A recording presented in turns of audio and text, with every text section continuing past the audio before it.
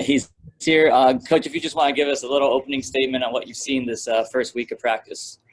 Well, it's been, I think, for everybody, kind of a relief. It's been exciting. It's fun to be out there practicing football. And, I think our guys have kind of all the work, Zoom and everything that we've been through, and now the opportunity to really practice football. I think they've been excited about that. And we just got to keep building on one day to the next, to the next, to the next. Anybody with questions? Harper.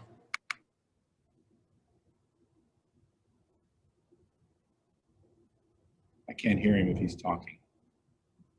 Chris, you're still muted. Sorry, I hit mute, but it didn't go. Sorry. Coach, thanks for taking the time. I like this. We can mute him. I love that. Just immediately put me on timeout.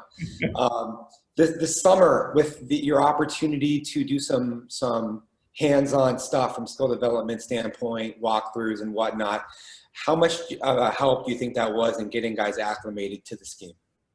I really think it was a lot of help. I think it was a good aid, a good opportunity on our part to slow things down, to try to really teach the guys why this is the way it is and so forth. And then when you kind of put the pieces back together, they understand why it's supposed to fit together and so forth. Because if they can go ahead and make corrections on their own, we're going to be that much better. Doug Haller. Marvin, good to see you. It seems across college football right now, and maybe in the NFL as well, and Herm has mentioned this, that offenses are a little bit ahead of the defenses. What do you make of that, and how do you maybe try to narrow that gap before you guys open up against USC? Well, you're right. I mean, it's really been a shocking, scary, I don't know if word is trend. But the thing about it is you got so much movement now in offenses. And I think that's the thing. And defensively, you got to be able to match the movement, the speed, the tempo. Are they huddling? Are they not huddling? And so forth. And so that's what you're trying to do, match on a play-in and play-out basis, and then stay sound in what you do. And everybody be on the same page. And you've seen a lot of big breakdowns, huge explosive plays, and we've got to work hard to eliminate those things. Coach Rubino. Marvin, obviously, when you look at the makeup of this defense, you see a back seven that's very formidable, a lot of experience there. Defensive line, particular defensive end, probably one area that needs more improvement than others. Is that your assessment after the first few preseason practices right now? Well, actually, I think the maturation, up front, that's going to be key.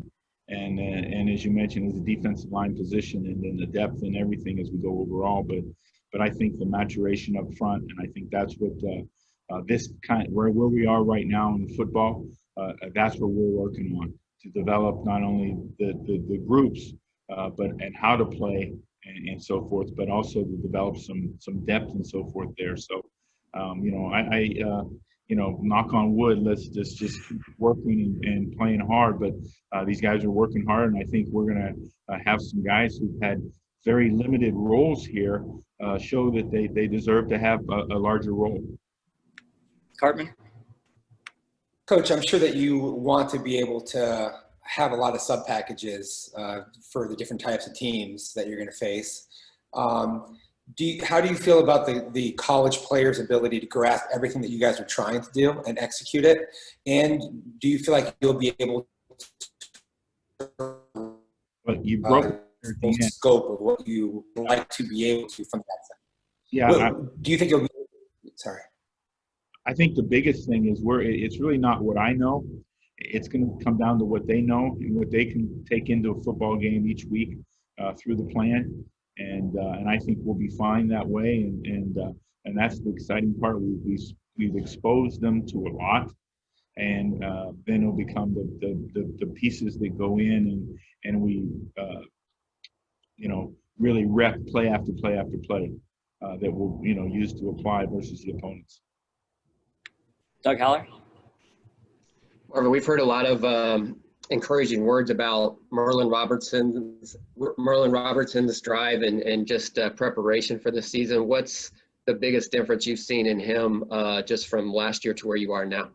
Well, I think last year, since Gene and I started coming over here, just the transformation in his body physically is one thing, and then his maturity of understanding the defense and what we're asking him to do, his position inside now, and then the overall scope of the offense, and being able to have the eyes to differentiate what the offense is doing and so forth, and help communicate with the rest of the linebacker group, because they're the group that kind of has to be, they got to be our locomotion in everything we do as far as setting our fronts and our coverage and so forth.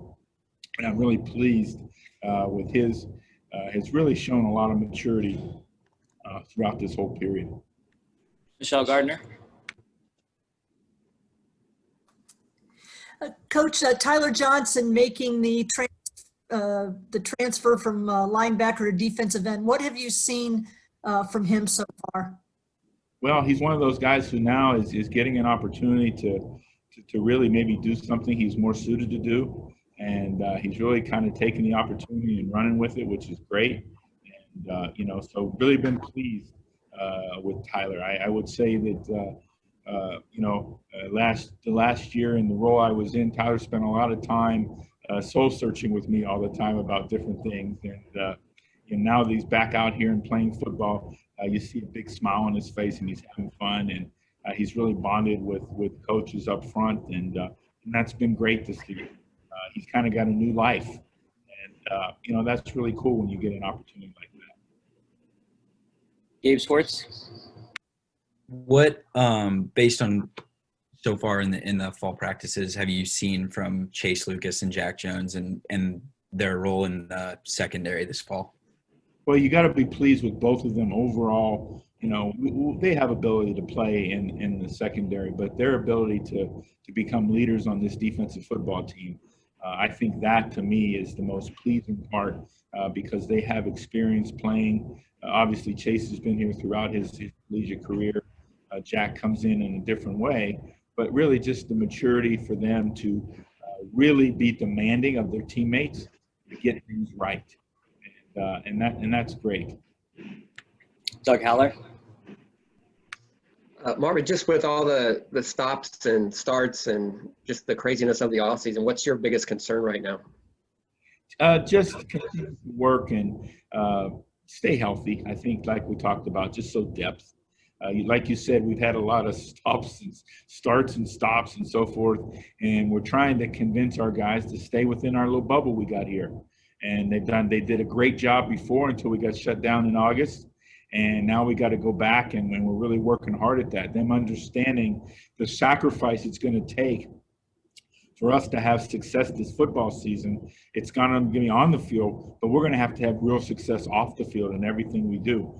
As we move about this building, as they leave this building, is all the things we know, the safeguards and so forth to stay protected through the COVID. Ray, real quick, you mentioned. Go ahead.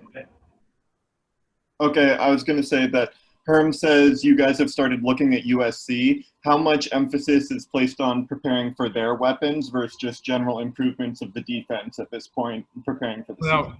Right now we're just worried about us. I mean, we looked at SC in April, so I've looked at SC a bunch. And, but it's the first game of the year. So we've got to be able to apply what we do to whatever they present us with. And it's a first football game. We have no idea what they're going to do if they come in and play the first football game, as I'm sure they're unsure about what we do.